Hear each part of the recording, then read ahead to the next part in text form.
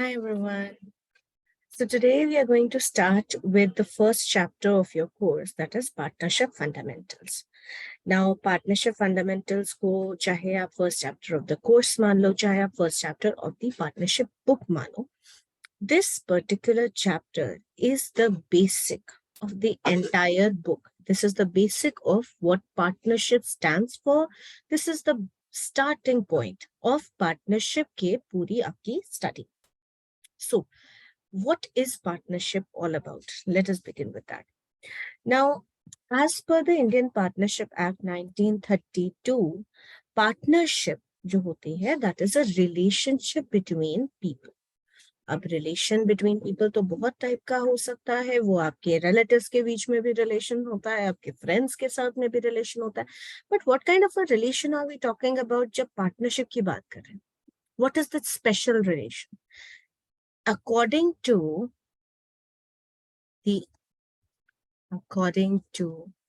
the Indian Partnership Act 1932, partnership means the relation between persons who have agreed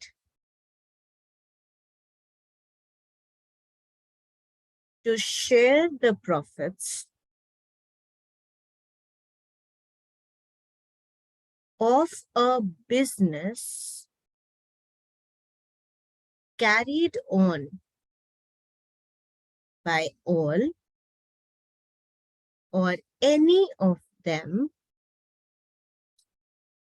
acting for all.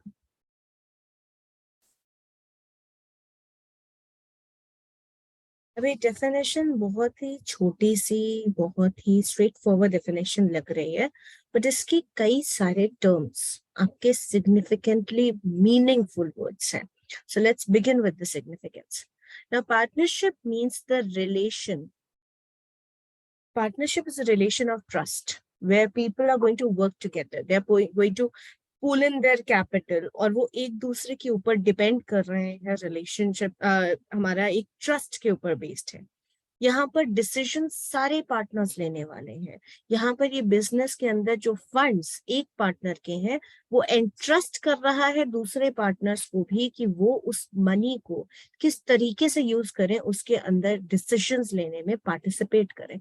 That means it is a relation between people who have agreed कि यहाँ हम लोग बीच में एक दूसरे के साथ मिलकर काम करेंगे, हमें एक दूसरे के डिसीजंस एक्सेप्टेबल होंगे, और that is why it is a willingly made relation or a voluntary relation between persons.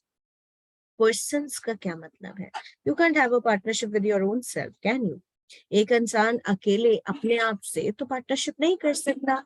Partnership के अंदर 2 or more than 2 people are involved. अब ये तो हो गया 2 or more than 2.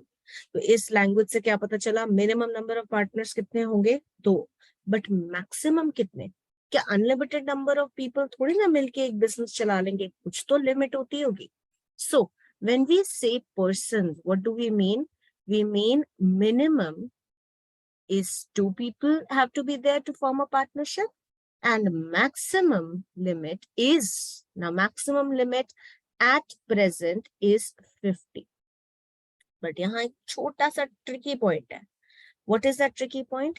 We say कि maximum limit 50 की अभी है, which has been set by the government of India. But the government of India can upgrade this limit up to 100 as per the provisions of the Companies Act 2013. Now, what is this relation? अभी हम partnership कर रहे थे, suddenly मैंने companies act के बारे में बात कर दी. द पॉइंट इज कि पार्टनरशिप एक्ट तो देखो 1932 से चल रहा है. कंपनीज एक्ट हमारा अभी न्यू बना है. कंपनीज एक्ट 2013 में बनाया गया है. सो एक तो प्रोविजंस जो चेंज करने थे पार्टनरशिप में, वो उन्होंने कंपनीज एक्ट के अंदर ही अमेंडमेंट में डाल दिए हैं. तो what is the change?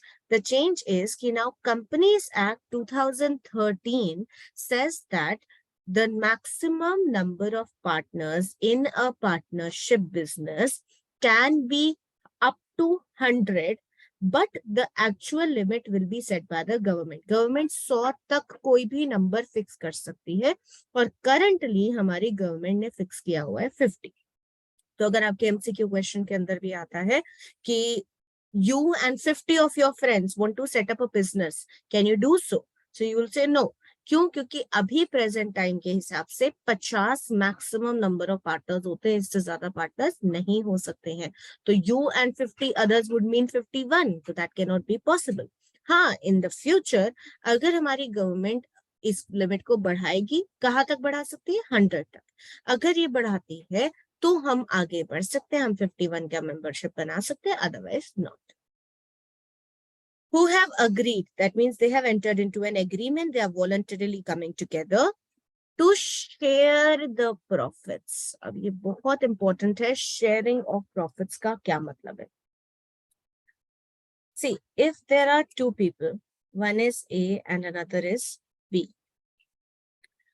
A को एक fixed salary मिल जाए, let's say इसको मिल रहा है 1 लाख रुपए per annum, regardless of profit कितना है कितना नहीं, प्रॉफिट ज्यादा हो, कम हो, लॉस हो, कुछ भी हो, ए को 1 लाख रुपए पर एनम ही मिलना है.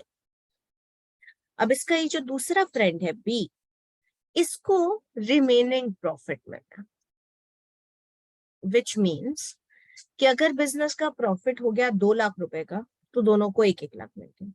अगर बिजनेस का प्रॉफिट हो गया 6 लाख रुपए का तो ए को 1 लाख और बी को 5 लाख मिल जाए. अगर बिजनेस का लॉस हो गया तब भी ए को 1 लाख और बी को पूरा लॉस प्लस ए को देने वाला 1 लाख बियर करना पड़ेगा. तो ऐसे सिचुएशन में think about it, will A have any incentive to increase profits? Because A को पता है कि प्रॉफिट चाहे 10,000 का आए, चाहे प्रॉफिट 10 लाख का आ जाए, मुझे तो 1 लाख रुपए ही मिलने. तो उसका क्या इंटरेस्ट है प्रॉफिट बढ़ाने का? उसको तो नहीं कोई फर्क पड़ रहा कि प्रॉफिट ज्यादा हो जाए तो मेरे को ज्यादा मिलेंगे. और एक ओनर को तो ये होना चाहिए ना, एक ओनर की मेंटालिटी होती है कि मैं दिन रात मेहनत करके अपने बिजनेस के प्रॉफिट को बढ़ाऊं. एक ओनर के अंदर जो हार्डवर्क के जो एक फीलिंग होगी वो किसी एम्प्लॉय में नहीं आती. उसका रीजन यही होता है क्योंकि एम्प्लॉय को मिलती है सैलरी, जो मर्जी हो जाए, प्रॉफिट लॉस, मेरे को तो मेरी सैलरी मिल रही है, मुझे क्या फर्क पड़ेगा, ये एटीट्यूड होता है एम्प्लॉय का. बट ओनर का एटीट्यूड ऐसा हो गया तो फिर तो बिजनेस हो गया हमारा अच्छे से, राइट? हमें बिजनेस अच्छा करना है तो उसके लिए owners have to feel like owners. उनको अपनी पूरी हार्डवर्क देना है, अपनी पूरी कैपेसिटी यूटिलाइज करनी है बिजनेस के प्रॉफिट को इंक्रीज करने के लिए. और वो तभी होगा जब हर ओनर को पता है कि I am going to have a share in the profits. A share in the profits means a ratio will be determined among the. Equal की जरूरत नहीं होती, जरूरी नहीं है हमारा रेशियो इक्वल हो.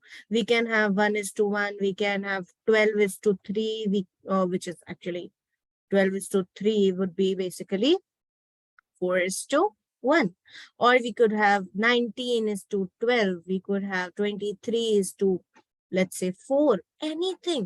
रेशियो कुछ भी हो सकता है. हम अपनी डीड बनाएंगे, उसमें लिख देंगे कि हमारा ये रेशियो होगा प्रॉफिट शेयर करने का, हम उस रेशियो में शेयर करेंगे. बट रेशियो होना चाहिए. किसी का एक का फिक्स्ड और दूसरे का बाकी वाले में वो ओनर वाली फीलिंग नहीं आएगी. Sharing of profits would mean, अब जैसे अगर मान लो यही वाला रेशियो है 19:12, what does that mean? That means कि अगर एक बिजनेस का प्रॉफिट सिर्फ मान लीजिए 3,100 का होता है, तो 3,100 के अंदर से 1,900 जाएगा ए को और 1,200 जाएगा बी को. ऑन द अदर हैंड, अगर इस बिजनेस का प्रॉफिट हो जाता है 3,10,000, तो 1,90,000 जा रहा है ए को और 1,20,000 जा रहा है बी. प्रॉफिट जितना मर्जी बढ़ता जाए, इसी रेशियो में शेयर होगा. So now both partners know, अगर हमारे हार्डवर्क से प्रॉफिट इंक्रीज होता है तो वी बोथ, और even more than that, all of us are going to get more of profits, and if our profits go down, all of us are going to suffer. That is why each and every one of those partners would want the profit to increase. So partnership means a relation between persons who have agreed to share the profits, not get a fixed amount or anything, share the profits. Ratio can be any, but there has to be a ratio of a business. Business क्या होता है? 11th में भी आपने पढ़ा था business studies के अंदर व्हाट इज अ बिजनेस. तो बिजनेस की कैरेक्टरिस्टिक्स होती हैं. कुछ क्या कैरेक्टरिस्टिक्स होती हैं? एक बिजनेस के अंदर गुड्स या सर्विसेज प्रोड्यूस किए जाते हैं. एक बिजनेस के अंदर रिस्क का एलिमेंट होता है. एक बिजनेस के अंदर रेगुलर डीलिंग होती है in goods and services, not a one time dealing. And a business is set up to earn a profits or profit. That is objective जो होता है वो profit earning का होता है. So only and only if all these criteria are being met do we call an association of people as a partnership.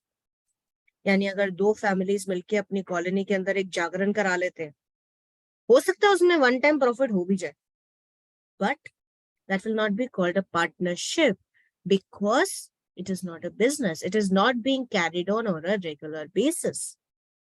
चार friends ने मिलकर एक गाड़ी खरीदी और उसको फिर बेच दिया one time. It's not a business. We are not doing it on a regular basis. कुछ लोगों ने वॉलंटियर ऑर्गेनाइजेशन को सेटअप कर ली, जो भी अंडर प्रिविलेज लोग हैं उनको हेल्प करने के लिए फूड डिस्ट्रीब्यूट करवा रहे हैं. They are working together, but it's not a profit objective, so it's not a business. A partnership is a form of business only. तो इसीलिए किसी भी एसोसिएशन ऑफ पीपल को पार्टनरशिप नहीं बोल देते. जनरल लैंग्वेज में मुझे पता है ऐसे बोल देते हैं, दो लोग इकट्ठे होते हैं बोल देते हैं ये पार्टनर्स हैं. इवन एक प्रोजेक्ट के अंदर अगर दो लोगों को इकट्ठा प्रोजेक्ट दे दो तो कहते हैं हम पार्टनर्स हैं. लेकिन एक्चुअल में ये जो वर्ड है इसका मतलब होता है जब एक बिजनेस कंडक्ट किया जाता है, कैरी आउट किया जाता है, जिसके प्रॉफिट शेयर कर रहे हैं सारे पार्टनर, सारे लोग आपस में, तब वो पार्टनरशिप होता है और तब उसमें इन्वॉल्व होने वाले सारे लोगों को पार्टनर्स कहते हैं. Collectively they are known as a firm, individually they are known as partners. Carried on by all or any of them acting firm. What does that mean? हमने अभी देखा पार्टनरशिप के अंदर 50 तक पार्टनर्स हो सकते हैं. So we don't expect all the partners to be coming to the office every single day and taking part in active management. कई पार्टनर्स इनमें से ऐसे होंगे जिन्होंने सिर्फ कैपिटल दे रखा है और जब प्रॉफिट्स आएंगे तो वो प्रॉफिट्स को शेयर करेंगे. In between, they will not be taking active part in the real business. What do we call them? We call them the sleeping or the dormant partners. These dormant or sleeping partners are there. They have been given the capital, but they are not taking part in the decision making. हाँ, question mind में आ जाता है फिर इनको profit equal क्यों मिलेगा? तो जरूरी नहीं है सबको इक्वल प्रॉफिट मिले. हमने पहले भी बात करी प्रॉफिट शेयरिंग रेशियो होता है. ये भी हो सकता है स्लीपिंग पार्टनर का प्रॉफिट शेयरिंग रेशियो में भी उसका पार्ट कम होगा और जो एक्टिव पार्टनर है जो बेचारा सारे काम कर रहा है उसका प्रॉफिट शेयरिंग ज्यादा होगा. So carried on by all or any of them acting for all means for a business to be legally active, we at least need one active partner. इससे ज्यादा हो जाए कोई प्रॉब्लम नहीं, लेकिन एटलीस्ट एक एक्टिव पार्टनर होना चाहिए. बाकी सारे भी डोरमेंट होंगे तब भी बिजनेस चलेगा, कोई परेशानी उसमें नहीं है. अब इस कैरिड ऑन बाय ऑल और any of them acting for all वाली बात के लिए let us come to this word mutual agency. हम कहते हैं कि एक पार्टनरशिप के अंदर म्यूचुअल एजेंसी अप्लाई होती है. अब म्यूचुअल एजेंसी को समझने के लिए let's break this down into two words, mutual and agency. पहले एजेंसी को टारगेट करते हैं. एजेंट कौन होता है? An agent is someone who works on your behalf, who performs some activities जो आपने करनी थी लेकिन आपकी जगह पे वो दूसरा पर्सन करके आ रहा है. आपके फादर के ऑफिस के अंदर एक फाइल देकर आनी थी, आपके फादर ने आपको बोला ट्यूशन से वापस आते हुए ये फाइल मेरे ऑफिस में देते आना। तो you are the agent as you are doing some work that on the behalf of your parent, and that parent जिनके behalf पे आपने काम करा, that person will be known as the principal। यानी एजेंसी एक रिलेशनशिप होता है between two people in which one is an agent, the other is a principal. The agent is the one who works on behalf of the principal. He does something जो कि principal के behalf पे है, यानी principal को represent कर रहा है। And the principal is on whose behalf any task, any activity is being performed or decision is being taken. So understandably, जो भी एजेंट कर देगा, अगर एजेंट प्रिंसिपल को रिप्रेजेंट कर रहा है तो एजेंट जो करेगा प्रिंसिपल के ऊपर वो बाइंडिंग होगा। प्रिंसिपल ये नहीं कह सकता ये तो मैंने करा ही नहीं, तुमने नहीं करा, तुम्हारे एजेंट ने करा, बात तो सेम है ना, क्योंकि तुमने ही अपने एजेंट को ये पावर दी है कि that person can work on your behalf. Now ये म्यूचुअल का क्या मतलब है? म्यूचुअल का मतलब है together, simultaneously, at the same time, in a partnership form of business, at the same time her partner एक एजेंट भी होता है और एक प्रिंसिपल भी होता है। क्या मतलब है इसका? इसका मतलब है कि हर पार्टनर के पास पावर्स हैं कि वो डिसीजन ले सके बिजनेस के रिलेटेड, और जो भी डिसीजन वो लेगा बाकी सारे पार्टनर्स पे वो बाइंडिंग होगा, बाकी सारे पार्टनर्स को उसको एक्सेप्ट करना पड़ेगा। They can not distance themselves from that decision. तो for that matter, if A, B and C are three partners, A ने एक डिसीजन लिया, A places order for raw materials. Now, when A is placing the order for the raw materials, that person is placing the order for the firm, not for himself individually. तो इसका मतलब A ने एक decision लिया, तो अभी A कौन है? A है हमारा एजेंट। बट अब अगर उसने रॉ मटेरियल को ऑर्डर दिया है तो ये ऑर्डर माना जाएगा कि फर्म की तरफ से आया। फर्म में तो अकेला A नहीं है ना, फर्म में तो B और C भी है।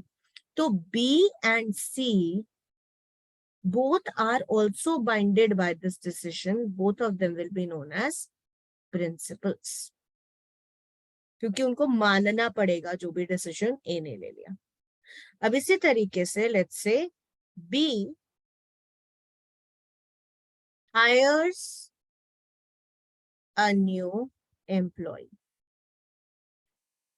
बी ने हायर कर लिया एक एम्प्लॉय को। अब बी ने डिसीजन लिया तो बी बन गया एजेंट, और अब ए एंड सी ये नहीं कह सकते हमने तुम्हें नहीं रखा, हम तुम्हें काम नहीं देंगे, हम तुम्हें सैलरी नहीं देंगे। अगर तीनों में से एक ने किसी को हायर करा है तो बाकियों को मानना पड़ेगा। तो A and C both become principals. Let's say C takes a loan for the firm, not for himself, for the firm. So C has taken a decision, he is the agent, and A and B दोनों ये नहीं बोल सकते हम वापस नहीं करेंगे। क्यों? क्योंकि आप में से तीनों में से एक ने भी अगर कोई डिसीजन लिया बाहर वालों के लिए, आपकी फर्म ने लिया है, so both of them are principals. तो अब देखो, ए एक यहाँ पे एजेंट है, जब वो डिसीजन ले रहा तो वो एजेंट है, जब बाकी दोनों ले रहे हैं तो वो प्रिंसिपल बन गया। बी जब डिसीजन ले रहा है तो वो एजेंट है, बाकी दोनों ने लिया तो वो प्रिंसिपल बन गया। और सी अपने आप में अगर डिसीजन ले रहा है तो वो एजेंट है, और बाकी दोनों केसेस में वो बन गया principal. So mutual agency as a concept means that every single partner in a partnership firm can be both an agent as well as a principal. Agent जब वो decision लेता है और principal जब वो बाकियों के decision से bound हो जाता है.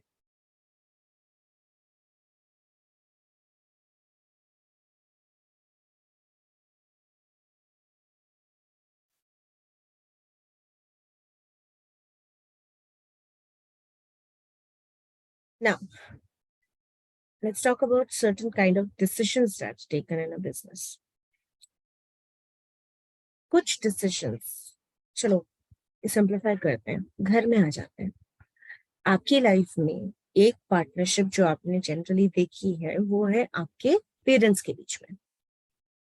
पेरेंट्स दोनों ओनर्स है बिजनेस अपने घर के, राइट. बिजनेस नहीं है, घर है. बात तो वही है कि इकट्ठा मिलके घर चला रहे हैं. तो ऐसे केस में what do you see? Do you see that every single decision of the house, whether it is taken by your mother or your father, is taken with the permission of the other person? नहीं ना. कई decisions दिन के अंदर होते हैं, कितने decisions होते हैं, यहाँ तक कि पानी पीना है या नहीं पीना और कौन से ग्लास में लेना है, एक दिन that is a decision. Do you think that for every छोटे से छोटा बड़े से बड़ा decision your parents will be calling each other and asking? Obviously not. However, there would be some major decisions like changing your house, shifting to a new place, or buying a new car. ऐसे decisions के लिए आपके parents एक दूसरे से बात करेंगे और डिस्कशन के बाद डिसीजन. उसी तरीके से कुछ रूटीन डिसीजंस होते हैं बिजनेस के अंदर, कुछ स्ट्रैटेजिक यानी मेजर डिसीजंस होते हैं जो कि बड़े होते हैं, जिनसे बिजनेस के फ्यूचर पे इम्पैक्ट है. So what do we do with such decisions? Let's talk about that. Decisions in a business can be classified into 3 categories.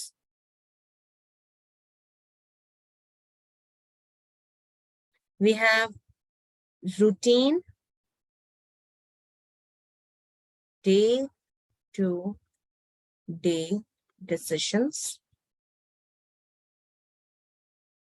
We have strategic or major decisions.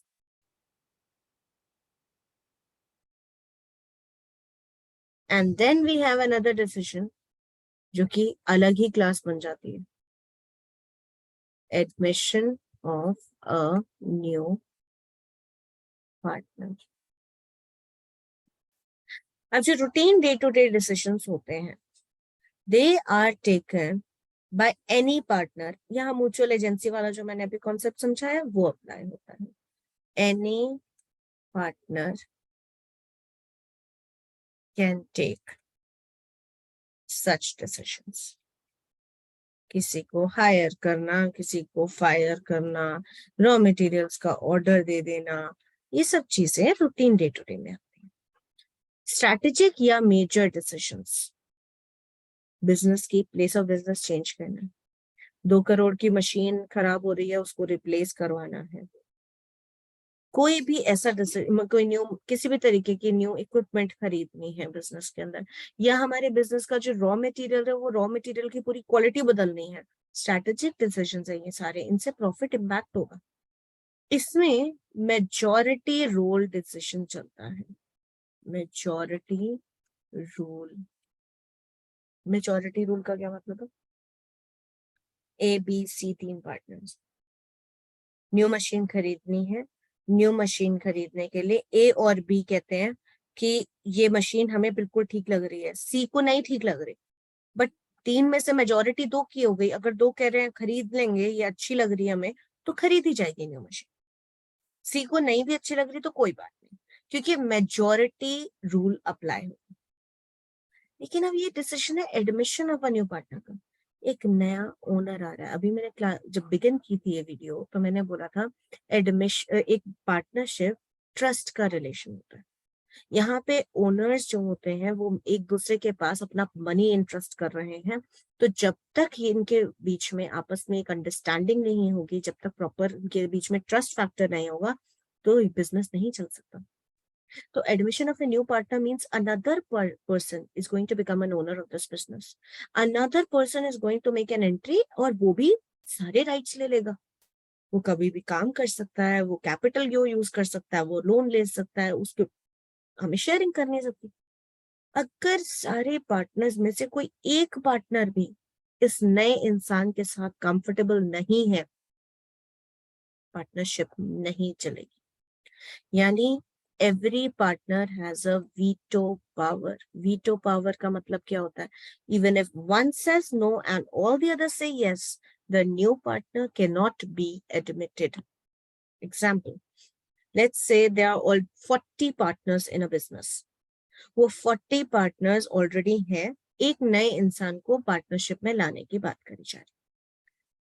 Even if 39 partners से ये नया person हमें acceptable है, हम इसके साथ business करना चाहते हैं, एक इंसान 40 में से अगर एक भी मना कर देता है that I do not want this person to be a partner in my firm, the new person can not enter. इसको कहते हैं veto power. That is if one says no, nothing. अभी यही वाला केस जो मैंने मशीन में बोला था, अगर मशीन खरीदनी होती और 39 हाँ करते, एक मना करता, तो कोई सुनता भी ना उसकी बात. लेकिन एडमिशन के केस में वीटो पावर चलेगी. न्यू, हम किसी को जबरदस्ती किसी के साथ वर्क करने को नहीं बोल सकते ना. That is something on which वो विलिंगली एंटर करेगा तो करेगा, नहीं करेगा तो नहीं करेगा. सो फंडामेंटल का भी थ्योरी पोर्शन, सिर्फ basics of what partnership is, क्या एक नेचर होती है पार्टनरशिप की, वो हमने आज डिस्कस करी है. अभी नेक्स्ट वाली वीडियो में we will be discussing the provisions of the Indian Partnership Act and the P&L appropriation account. I hope you understood this till now. Let's meet in the next video.